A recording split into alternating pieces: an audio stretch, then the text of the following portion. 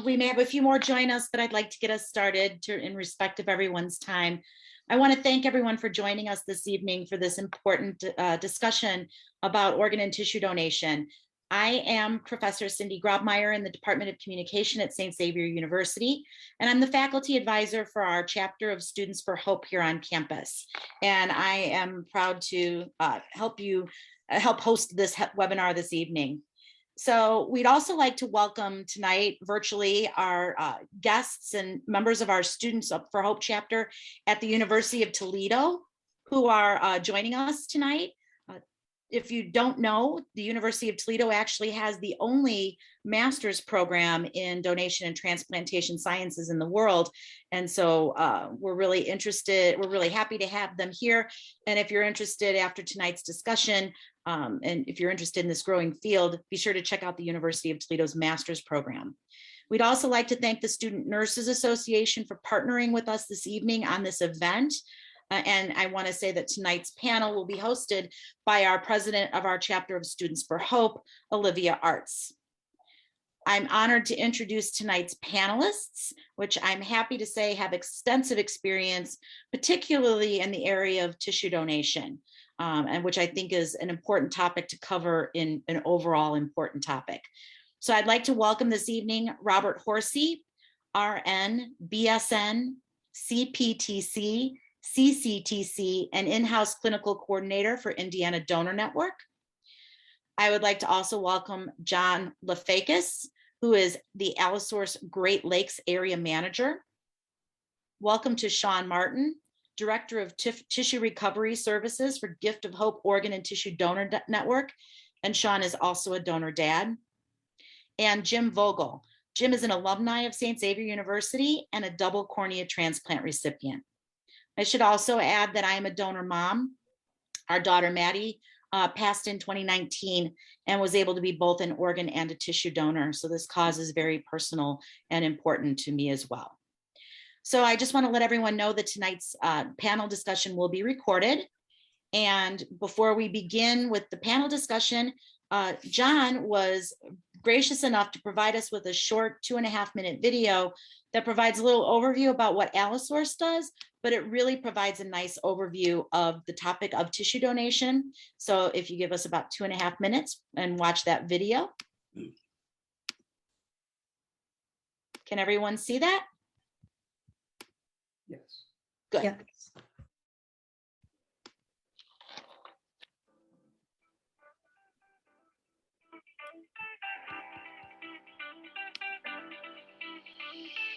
Allosource's story begins more than 25 years ago when organ and tissue recovery agencies throughout the United States recognized an extraordinary need to restore patient physical health while simultaneously providing solace to families dealing with the loss of a loved one. This blend of medical application and human compassion resulted in the only nonprofit tissue bank managed by organ and tissue recovery agencies, Allosource. Everyone from our tissue donors to partners to surgeons to patients play an important role in our story to do more with life. We have a sacred responsibility to carry on the stories of thousands of tissue donors. Each one is unique and has the potential to impact hundreds of patients. The story begins at our world-class headquarters in Colorado, where we have developed an extensive human tissue and cellular allograft portfolio that has benefited millions of people the world over. We are a leader in the processing of cell-based biologics, cartilage tissue for joint repair, and skin allografts to help heal severe burns and other procedures to support musculoskeletal surgeries. Under strict quality control, Allosource produces more than 200 types of allografts in 37 ISO classified clean rooms. Our processing takes place 365 days a year by Allosource team members dedicated to honoring the gift of donation. We honor the gift of donation through tireless research and innovation. We bridge the proven science of allografts with the advanced technology of cells. Our team of scientists and engineers have been working with living cells for decades, leading to more than 50 patents and countless new product breakthroughs. While our story begins with the donor, patients write the next chapter of possibilities. Since our organization began, Allosource's products have healed millions of patients throughout the U.S. and across the world through the gifted hands of surgeons. Our story has no end. With each new chapter, we will continue to do more with life, motivated by our mission.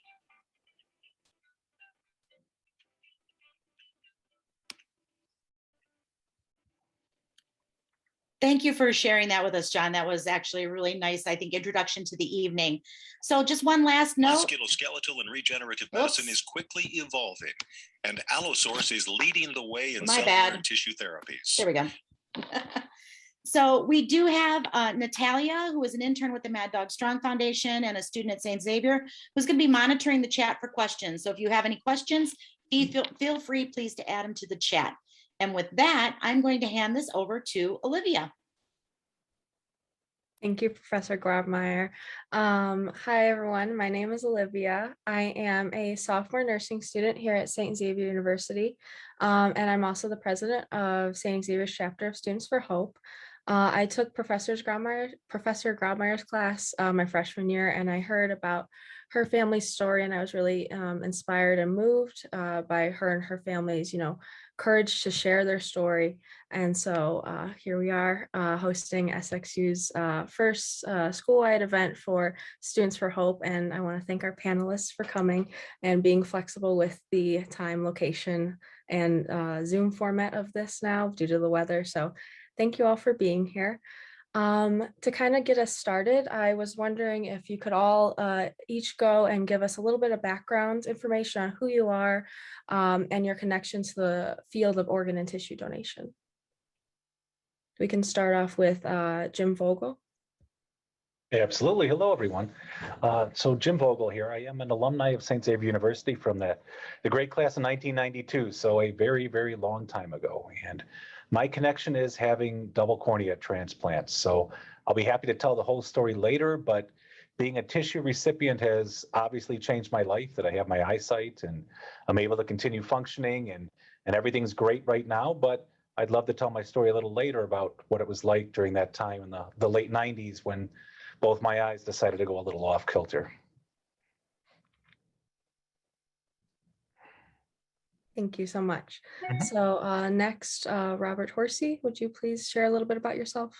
Sure. Thank you, Olivia. My name is Robert Horsey. I've been a critical care registered nurse for 23 years now. Most of that time has been spent in the organ donation and transplantation field. I've worked for 2 OPOs as well as 2 transplant centers on the recipient side, and I currently am the in-house clinical coordinator for the Indiana Donor Network at a one of our largest donor hospitals here in Indianapolis, Indiana. Also, I'd like to add, I'm a tissue recipient. I've had a graft in my neck between C5-6. In addition to that, I'm also an author of the book Gifted, and I'm on the board for the Mad Dog Strong Foundation. Great. Thank you so much for being here tonight. And Sean Martin, could you please share a little bit about yourself? Sure. Thanks, Olivia. My name is Sean Martin. I'm the Director of Tissue Operations here at Gift of Hope Organ and Tissue Donor Network. We are the local OPO in the Chicagoland area. I've been with the organization for, it'll be 20 years this summer, and kind of worked my way through the organization. Started out in our call center, moved into recovery, and then up through management as well. I also have a personal connection, as Professor Grobmeyer mentioned. My son Matthew was a tissue donor at the age of 15 back in May of 2020. Great, thank you so much. And last but not least, John Lafkis. Good evening, everybody, and thank you very much for allowing us to be part of the group. It's a sincere honor. My role with Allosource is a liaison. We are honored to take the gift of donation and find homes with physicians and assist recipients. Today is a unique day here in the Chicago area. It's Michael Jordan's birthday, and it's my 24th anniversary with Allosource. So Toledo folks, you missed out on some fun stuff with the Bulls back in the 90s. So that's a little fact, but thanks, Olivia. Thank you. Okay, so to kind of get us started, in your opinions, and we could go in the same order that you introduced yourselves in, and of course, if anyone has a comment, jump in whenever you can. In your opinion, why is it important to discuss tissue and organ donation right now at this moment to this specific group of mostly undergraduate college students? Okay, I'll go first. So what I think makes it critically important isn't just that recipients like myself and Robert are able to live better lives and more fulfilled lives. It's that this group of people is absolutely the future. If you have a strong interest in the area of tissue and organ donation, whether that's in the medical side or the more charitable and outreach side, we could use all of your help getting the word out there and getting everyone to sign up for a donation and to have those discussions with your family members and with your friends. I think it's just critically important that we continue to build that network and get the word out and get more people interested in this field. Robert? Thanks, Jim. Yeah, I would just echo what Jim said. It's really important that we reach the younger folks out there and get them interested, not just in the health field, but specifically organ donation and tissue donation and transplantation. It's important that we spread accurate information around because there's quite a few myths floating around that we fight every single day. So the more accurate information that we can disseminate, the better opportunities we're going to have to grow that registry and to make a difference for people waiting for organ and tissue transplants.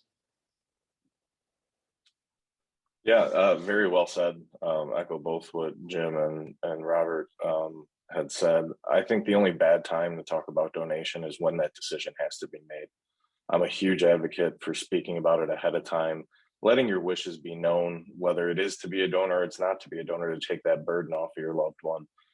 It's extremely important to be reaching out to college age students who are interested in the medical field because, the industry is still relatively new. And the majority of people, when I first got into it 20 years ago, you just kind of fell into it. You heard about it, you thought it was neat, it was doing something different. And I think we can really advance our field if we have people who are focused on it from day one of their career in healthcare. How nicely said by everyone. And the benefit of going last is just echoing everything that everybody said. My role's a little different. I get to see that impact of donation multiple times on a daily basis. The life enhancing and life saving grafts impact so many folks, and the importance of donation at every level just resonates with every graft transplanted. So very nicely stated and perfectly captured. Great, thank you all so much. Those are very great answers, very insightful, and I think give a little bit more perspective to the college students that are here right now as to why, what the takeaway from all of this should be. So thank you all. And for those of you that work in organizations like Gift of Hope, Allosource, could you give us a better idea of what specifically your job entails, whether you work more on the business charitable side of organ tissue donation, or you have some medical experience working in organ and tissue recovery? I could go first. So as I said, I work for the Indiana Donor Network. Currently, my role is in-house clinical coordinator, which is more of an administrative role where I'm on the hospital development team. And that's all about providing education to the hospital staff, making sure that everyone has what they need to do the important work that we all do together. In addition to that, I also manage all the referral activity and the case activity that takes place at my hospital, which is, as I said, one of the larger donor hospitals in our state. Prior to me taking that role, I was one of the organ recovery coordinators, and that's the job that you see the people getting on the airplanes and with the coolers and working directly with the donor families to make sure that the gifts of life that they're willing to provide, that we're maximizing each and every opportunity that we can by providing good, sound clinical support to that donor, and then making sure that the organs are allocated according to policy and that these organs are distributed and transported safely so they get to where they need to be. I would say my role is kind of similar to Robert's, and where I came from the clinical side, and now I'm working more in an administrative function. So as the director of tissue operations, I oversee our tissue recovery program, as well as our donor resource center, who fields the phone calls from the hospitals with potential referrals, and our authorization specialists that reach out to families and offer the opportunity for their loved ones to be a donor. In my current role, there's a lot of administrative work, quality, where it's a highly regulated industry. So plenty of audits to go around and auditors popping in on us, as well as the relationship building with organizations like Allosource, where John's at, to ensure that we have a safe home for our tissue. But before that, I did work in the clinical, going out in the middle of the night to operating rooms, performing the recoveries, that type of thing. And it just kind of grew into another opportunity. Yeah, my role is almost exclusively from a business standpoint, and it's a facilitator of understanding what the needs are for the specific surgeries that are taking place in the surgery centers and the medical centers. So for our audience, in the Great Lakes area, in the Toledo area, we've got two prominent surgeons that are using our acellular dermal matrix for breast reconstruction. Over at Christ in the Oak Lawn area, you've got a trauma center there, and you use substantial grafts. Robert talked about his cervical graft there. So we field the questions and the needs from the hospital. We have a distribution center in downtown Chicago, and from anywhere from having a patient on the table to coordinating a surgery months out, we facilitate and triage those grafts for those surgical needs. Great. Those are some great ideas of what actually working in organ and tissue recovery and donation looks like. It's one thing to say that you do work in those fields, but it's another to know what exactly the roles are. So for those of us who are nursing students or looking to work in the medical field, I think that gives us, a better idea, some better clarity of some of the tasks that we'd be faced with in positions like the ones you all are in. So I know some of you mentioned in your introductions and when we talked about why this conversation is important with this audience right now, that we all have some misconceptions about organ and tissue donation, or we are familiar with them in your lines of work. So could you give us some ideas of common misconceptions that you have seen people have about donation, and how do you think, in your opinion, we can combat these misconceptions? And we can start with Jim, if that's okay. Absolutely. So I think a common misperception in at least the area of tissue is it doesn't have the high levels of rejection that organs might. For example, my cornea transplants, I didn't have to go on a significantly long list because if it was the right size and right shape, it was able to be transplanted because there's no blood vessels there. So when you think about tissue, when you think about other areas that aren't specific to organs, I think there's a bit more flexibility, and people can absolutely contribute that tissue and have a much wider impact than a heart or a lung or other organs where there's such restrictions and other criteria around that donation. So that tissues can be widely used, I think, is a important thing that everyone should know. Robert? I think one of the more common misconceptions that we come across is when a patient enters the emergency department of a trauma center, and if they have a heart on their driver's license, that the hospital is not going to do everything they can to save that patient's life. There's nothing further from the truth. The hospital staff, they honestly don't care, and they don't check to see if you have a heart on your license before they administer their life-saving efforts. We see that a lot, you know, and I think it's made worse by some of the Hollywood type films that you see, not just on motion pictures, but in you know, during the week on these TV drama shows. They take a dramatic situation and they over dramatize it, and it just comes across false and wrong. So that's one of the things that I think we as a transplant and donation community can do to kind of correct those misconceptions. And I think one of the ways we can do that is through public education, not just through our OPOs and going out and talking to high schools and colleges and trying to correct those misconceptions, but get involved in the multimedia field. I think that's a big way that we can help correct these misconceptions from the source. Yeah, I definitely think Robert hit the nail on the head with, you know, the sort of media campaign that you sort of see out there. Everything is over dramatized. It was the same thing when I worked in emergency medical services, and you'd watch the show ER, and you know, somebody was coding and they were bringing them in with just the nasal cannula on, and you know, so it's just that dramatic effect. You know, specifically to tissue donation, though you hear a lot of misconceptions about you wouldn't be able to have a viewing at your funeral because of, you know, the recovery is so invasive. Couldn't be farther from the truth.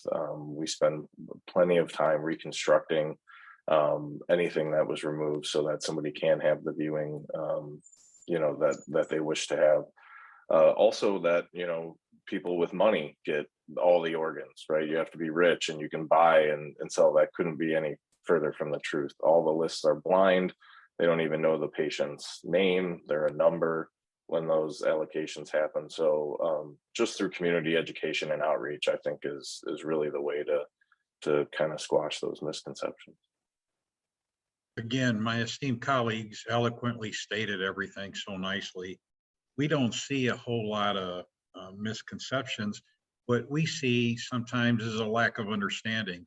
So that education that everybody hinted on is something that is really key. And when people take the time to listen to what these grafts can do, they're just amazed and want to soak up more information. So that's what we see, Olivia. Great, thank you all. Those are some very insightful answers to a lot of misconceptions and depictions that we see in modern media that a lot of us might be familiar with. So thank you for addressing those. And I know, Jim Vogel, you said earlier that you'd be willing to share your transplant story with us. And I think if you're still willing, I think now would be a great time to share what your experience with that was. Of course. So I have, or maybe had, a disease called keratoconus, which is a thinning of the cornea that impacts maybe 1 to 4 out of every 2,000 people. For some people, it's severe astigmatism, and that's all that happens. But for others, at the extreme end is what happened to me, which is the cornea is thinned enough that fluid from other areas of the eye leaked into the cornea. So at some point in time in '96, I could not see out my right eye for probably over a year. So I immediately got to the best doctor, I think, in the country and definitely the city at Rush. And he put me on steroids, and he was trying to get the cornea to calm down so that would prevent surgery, and that just didn't work out. So he quickly got me on the transplant list, and within a month or two, I was lined up to have a cornea transplant on my right eye. The surgery is actually fairly simple. It's outpatient, and as you all can imagine as medical students, the riskiest part of it beyond the surgery is you can't throw up because it's in your eyes and the pressure changes. So you sure hope that anesthetic doesn't mess with your stomach or you have any other issues, because that can really compromise the transplant. But I did very well in that first cornea transplant, and I went back to my life. Well, I think 3 or 4 months later, the left eye decided to go.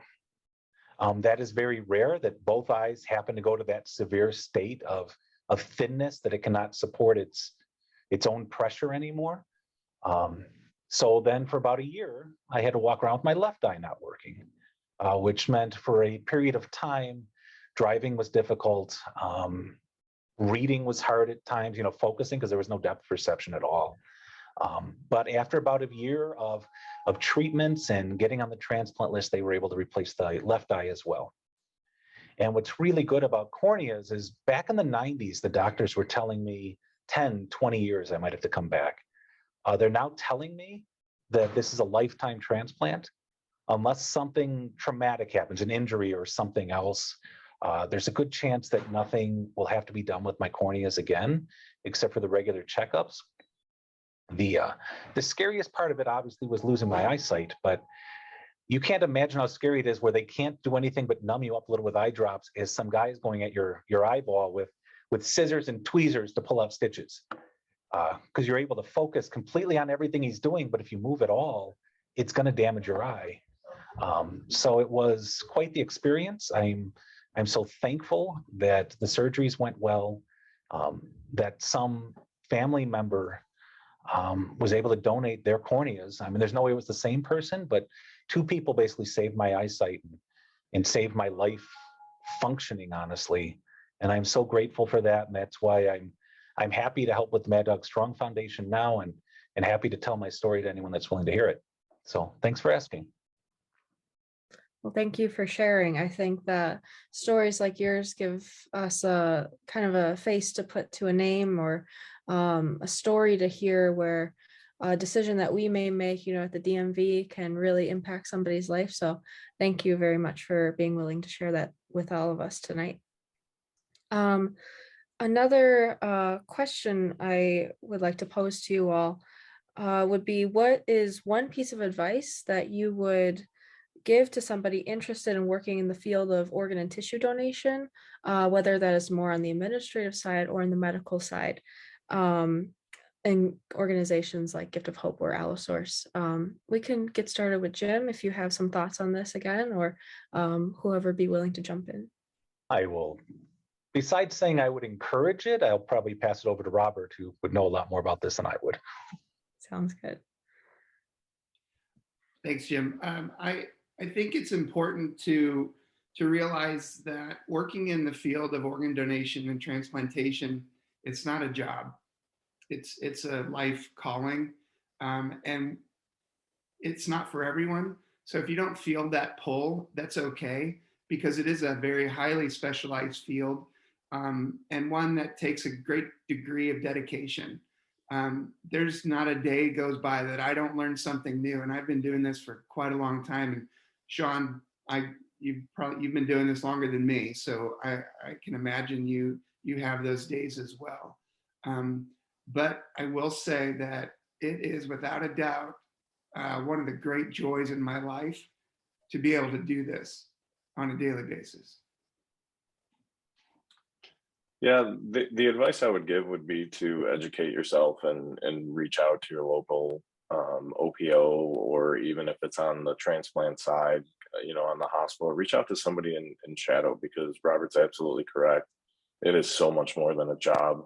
The sacrifices and the things that you have to give up in order to perform your role, of just, from the days of being on call where you're walking around with a pager, or before that, I've heard stories where you had to go somewhere and call somebody and say, I'm going to be at this number. And then you go somewhere else and say, I'm going to be at this number. You are always tied to your communication 24/7. And that goes all the way up to, our CEO level. So it is extremely demanding. And you have to work odd hours. It's not like I'm going to show up at 7 a.m. and I get to leave at 5 p.m. It is, it could be 24 hours before you get to go back home. And, but I will guarantee you that I've never found anything any more satisfying than this. And that's why I choose to stay in it. Echo everything the gentlemen say. it's a total calling and it's an honor.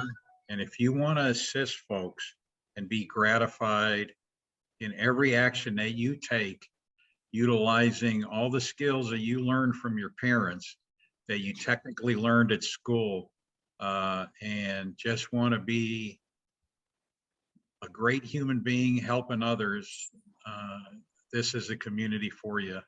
There are many tentacles. What we see at our home office and processing center is the skill needed and the caring that takes place in fashioning the grafts. And then at our level, it's the responsiveness in wanting to assist and deliver and honor that gift to assist our surgeons in transplanting into recipients. We go to college for a lot of different reasons, but one of the main reasons is to get a job. So I'm going to put an offer out to all you folks there in Toledo and here in the Chicago area. If any of you are looking to relocate to the Denver area, you have a home at Allosource. Through Professor, you just get my name and we will find a job for you. So again, Olivia, thanks for asking, but it's something that's almost undescribable. It's a real neat deal. Yes, and thank you all for those very insightful views. I think it's also kind of similar to the call of becoming a nurse or a doctor. Most things in the medical field, it's more of a calling and something that you're drawn to instead of one day you wake up and decide this is the job for me.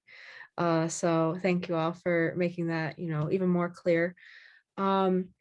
Since we do have a lot of nursing or pre-med or health sciences students, would specifically Robert and Sean, I think you'd be great at answering this. Could you speak to the nurse's role or mostly the bedside role of working with a potential donor or a recipient from organ or tissue donor? Sure. Sean, I can go first if you're okay with that. Okay. So I think it's important to recognize that you don't necessarily have to be a nurse to be an organ recovery coordinator or be directly involved at the bedside care of an organ donor. Most OPOs offer that role out to people with clinical backgrounds from all areas. So respiratory therapists to EMTs, paramedics, but the vast majority are registered nurses just because they have that critical care experience, which is really important when you're caring for a organ donor. They have a tendency to become unstable at the drop of a hat, and you have to be able to recognize those signs immediately and know what to do to prevent any organ damage from occurring. What's really important to keep in mind is it's a little different than when you're working in the ICU and you have a one patient assignment and you're so focused on that one patient.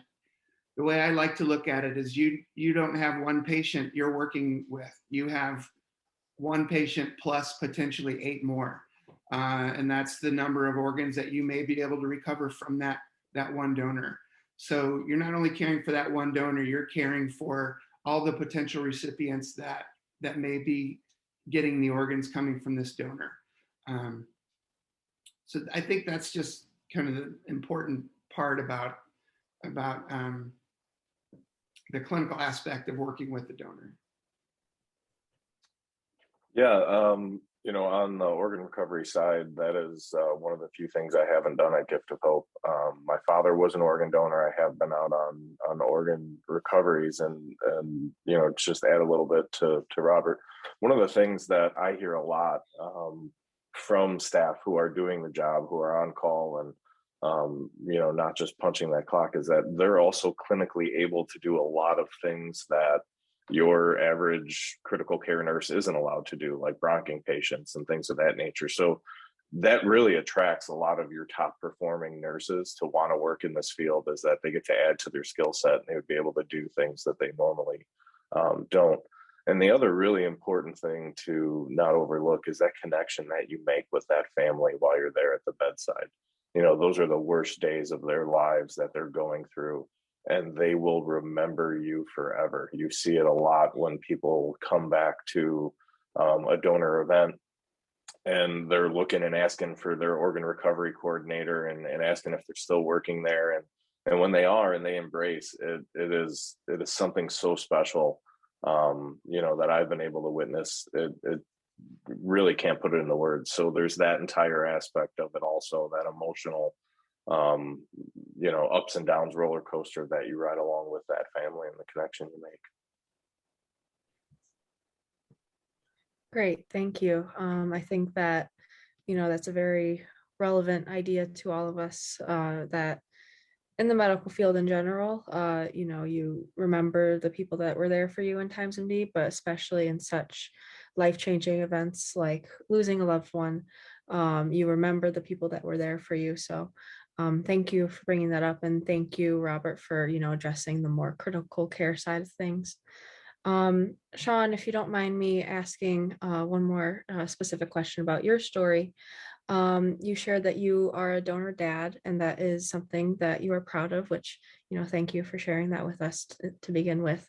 But would you mind sharing your story, you and your family's story with organ and tissue donation, if that's something you're comfortable with? Yeah, absolutely. My son Matthew was born March 9th, 2005. And he was born with multiple congenital heart defects, and we didn't know about it while my wife was pregnant, and we had brought him home and discovered about 10 days later he was having short, rapid breathing events. We brought him over to the pediatrician again, and they said they put the pulse ox on him, and he was setting at 60%. So the fact that he made it those 10 days was incredible. And from there, you know, we were whisked off to Advocate Children's Hospital down there in Oak Lawn, where they just have world-class pediatric cardiology team. He had an interrupted aortic arch, ventral septal defect, and a double outlet right ventricle. And so all these defects aren't uncommon, you know, alone, but to have the three together is a pretty complex process. You know, over the course of his life, he probably had 3 or 4 open heart surgeries. He had a stroke after one of them. You know, he just kept bouncing back, and he was an amazing special kid that you wouldn't even know he had gone through all this trauma, or that he had sort of these odds stacked against him. If you had met him, he turned out to be an amazingly talented baseball player. And that was truly his passion. And so he was a freshman out here in Naperville in high school, and he was going to register for golf trials, and he became dizzy and sick. And so we were rushed to the hospital, where they found that his pacemaker that he had to have after one of his surgeries, one of the leads were broken. And it was about time for him to have his valve replaced. So he was also a tissue recipient early on, receiving a human heart valve. And so they did that huge surgery on him in August, and everything went great. And actually 5 days before he passed away, he had a follow-up with his pacemaker doctor, his electrophysiologist, and they said everything looked good. He had a little bit of a rapid heart rate, but nothing crazy. And so you know, it's the middle of the pandemic, right towards the beginning in May, and he went to bed one night, and I went to wake him up the next day, and he was no longer with us. And it was something that was just kind of a ton of bricks. And so you know, something that's really special. We had, you know, the police were here doing an investigation in our home and the coroner's office, and you know, I didn't really even think about donation. You know, you're kind of in such a tragic state that you're just watching it happen. And my wife actually brought it up, and so, you know, it kind of flipped the switch and called the office, and you know, we're able to facilitate that donation. And you know, John could probably speak more. His tissue went to Allosource, where John's at, and you know, was really lucky enough to get a report back that, you know, he had been one of the largest fresh graft donors in the history of Allosource, and his tissue went from New Zealand, all the way to being transplanted here also at home. And, we're just extremely proud of the fact that he was able to help so many people. Wow, that is really an amazing story. Thank you so much for sharing, and thank you for you and your family and to Matthew for making such a great donation as, kind of a last act. Thank you all for everything. And I'm going to have one more question for you all to answer before we kind of open the questions up to our audience here. What would you like to say to anyone who might still be hesitant after hearing all of these personal stories and all of the information about disrupting misconceptions? What would you like to say to anyone who may still be hesitant about registering to become an organ or tissue donor? We can start with Jim Vogel. Sure. I think if I encountered someone who was still hesitant, I definitely would want to sit them down and try to figure out what is causing the hesitancy. Is it one of the misconceptions we've talked about here? Is it just fear? Is it a religious hesitancy? Is what's causing the hesitancy? And try to just address that head on, but not pressure them. If they don't want to become an organ and tissue donor, that's their choice. But I would encourage everyone to do it, and I would try to have that heart-to-heart conversation with them, maybe about the value of it in my life and how it's enhanced my ability to see and tell other stories that I've heard through my time with Mad Dog, that the value of it and how it can actually be fulfilling. I mean, look at Sean's story or Cindy's story.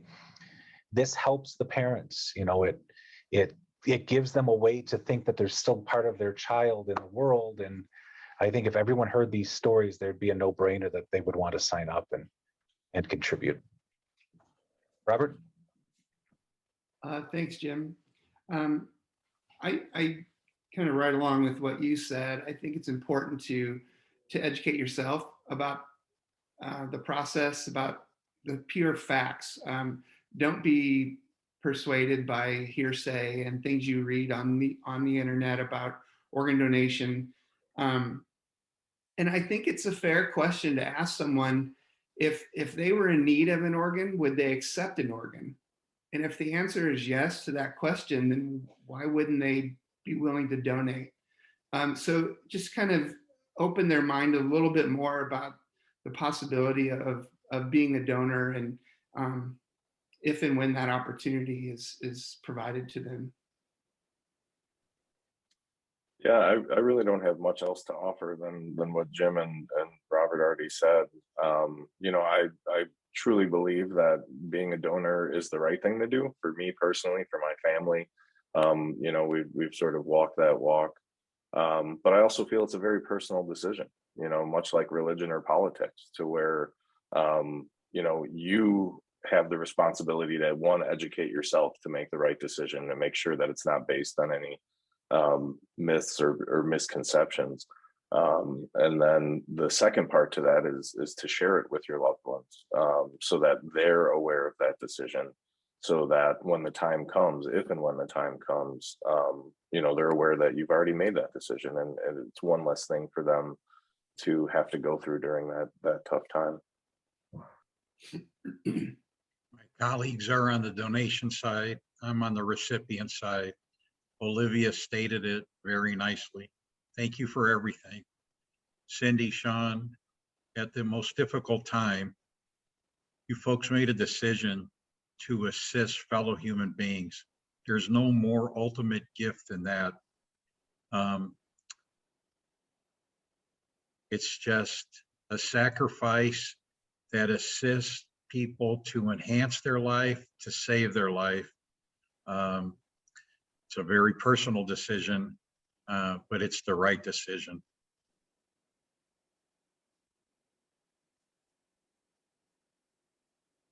Thanks, Olivia. That's it. Thank you. And thank you all for your generous and very insightful answers to all of these questions that I've asked you all tonight, and sharing your personal stories. I believe everyone in our audience, if they're not persuaded already, to sign up as a organ or tissue donor, they should be now. So thank you all very much. Right now, I'm gonna turn this to the audience. If anyone has any specific questions you'd like to ask our panelists, now is the time. You can write in the chat and we'll be able to ask then. So I'll give everyone a minute.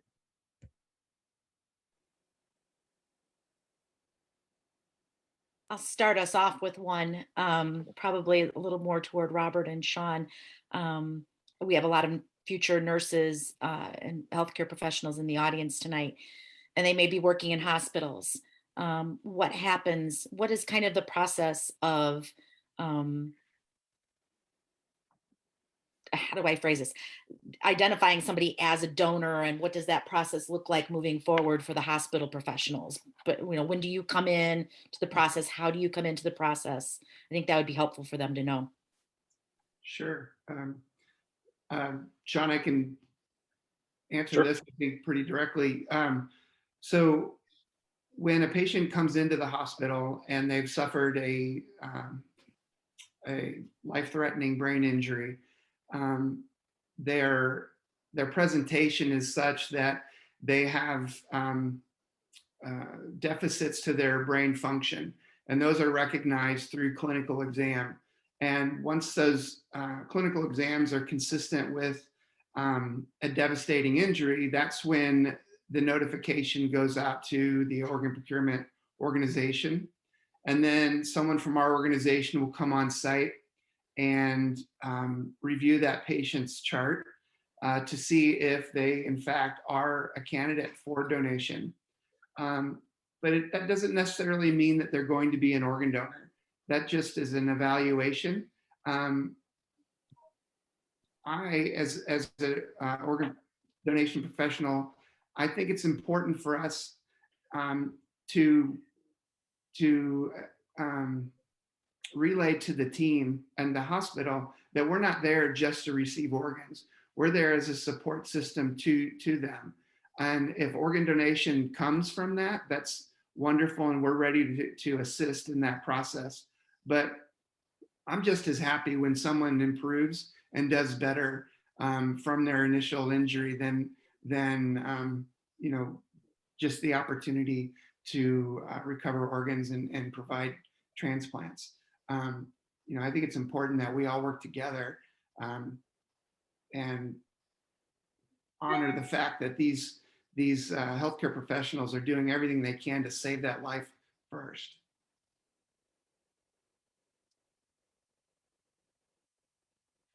Yeah, and I'll speak to the tissue side a little bit. Tissue, unlike organ, the person isn't on a ventilator, they've already expired.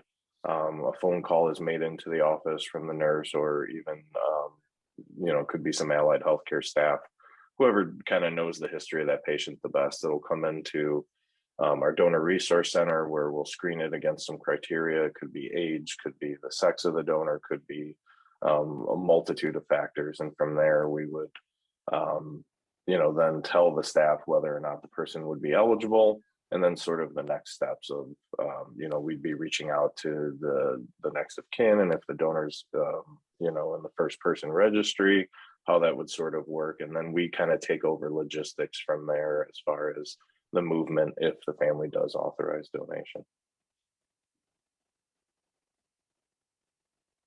I think Natalia is going to jump on with a question from the audience. Hi, everyone. Thank you so much for sharing your stories. They were wonderful to listen to.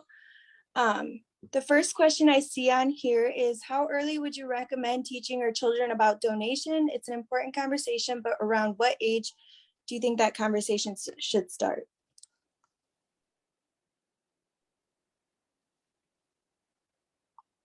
I'll go ahead and jump in. I think, the answer to that really is it depends. And as John had touched on, I think you can talk about donation just through its altruistic value, right? When we do talk to families, we ask them to sort of tell us about their loved one. If they're on the fence, tell us about your husband, tell us about your son. Would they, did they like to help people? Those kind of things. And as far as, bridging that gap, About donation specifically, I definitely think at a high school age is appropriate, especially before they go to get their driver's license, because they will be, asked that question, and you want to have them make an educated decision. Awesome. Thank you so much. The next question I see here is from Charlene. It says, excellent presentation by all. As a nurse, I have been involved in this very sensitive, time-consuming process of harvesting organs, if that is the intent. Kudos to the Gift of Hope team, who truly helps to make our role as a nurse somewhat easier in such a difficult process. So I guess not really a question, but just kind of a thank you to everybody. Thank you for the kudos. And thank you to her for being involved in the process. Donation takes a lot of different people to happen, and it's not just the members of the OPO that make that happen. It's hospital staff that are there at the bedside working very, very hard. From a personal standpoint, it's hard to lose a patient. And when you do lose a patient, and you know that the outcome is going to be life saved, it changes your focus and allows you to think more openly about the process of dying.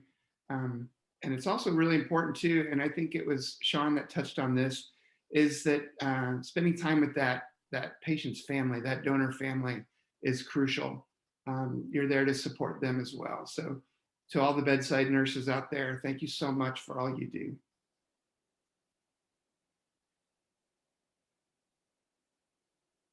Actually, the Shar had a follow-up question, Natalia. I'm sorry. I said Shar had a follow-up question that I think fits well with the program. I see it now. So can you share with the group how the team takes over? Yes, so it depends on the type of donation that's going to happen. If that patient has, if their injuries are so bad that they've progressed to brain death, then the organ procurement organization staff members come on site and they actually take over care of that patient.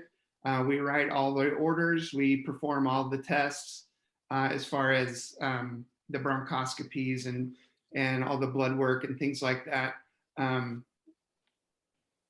The caveat to that is when the patient hasn't suffered brain death and the family has made that difficult decision to withdraw medical therapy, our clinical staff from the OPO will still come on site. However, since that patient is not legally dead, they're still a patient of the hospital.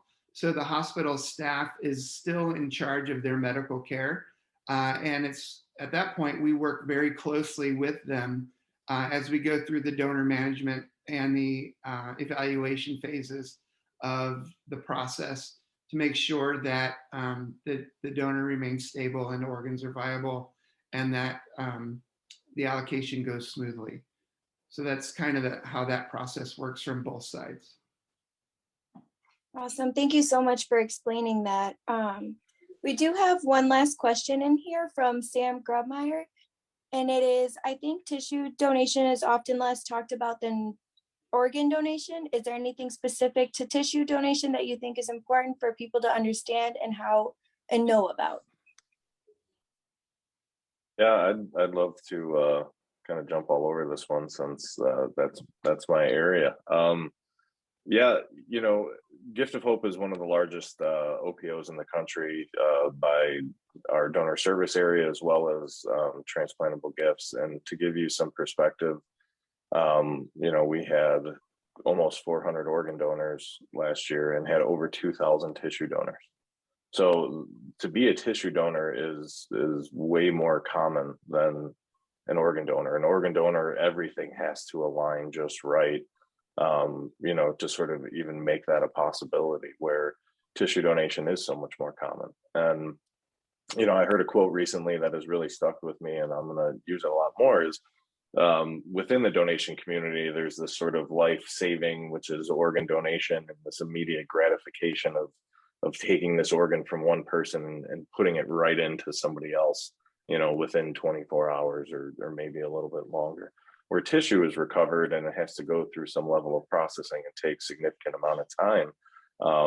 It's often said that it's not life-saving, and that's not entirely true at all. But the quote I'm talking about is that, organ donation adds years to somebody's life. Tissue donation adds life to somebody's years. And if, you've ever, had somebody who was passionate about it, it could be anything where, whether it's baseball or running or skiing. And if you take that from somebody, if an injury takes that from somebody, it can easily spiral down. And what we do in tissue recovery, really does add that life back, to their years. That was great. Yeah, that was really great. Thank you so much for sharing that.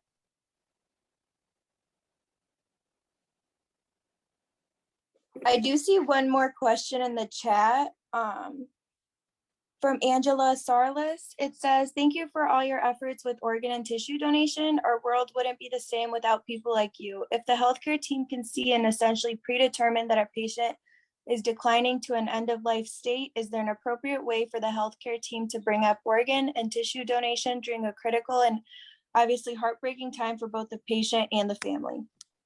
And thank you for asking that. So I think most OPOs kind of have the same position that we do at Indiana Donor Network. We ask that hospital staff members not bring up organ donation or tissue donation to families. And the most important reason for that is there's two very important reasons. One is you don't want that family to lose trust in you and your ability and your purpose to treat and save their loved one's life. I think it's very important that doesn't happen. And then secondly, when organ donation is discussed by hospital members, the consent rates or the opportunities that were given from families declines dramatically, as opposed to when an organ procurement organization staff member talks to a family about donation. And I'll give you a scenario to kind of help explain that. So if a physician walks in and gives a family some devastating news that their loved one has progressed to brain death, and then a few minutes later, they start talking to them about the opportunity for organ donation, that family hasn't had an adequate time to process the information about their loved one's death. So their immediate answer to organ donation is likely to be no, because they can't take the time to understand that highly specific information about donation. So there's a process, and it's called decoupling, and it's decoupling of two pieces of information. One, the tragic death of their loved one, and the opportunity that they have to make a difference in other people's lives through organ donation. And when enough time is allowed for that decoupling to take place, consent rates multiply. And we see that on a daily basis.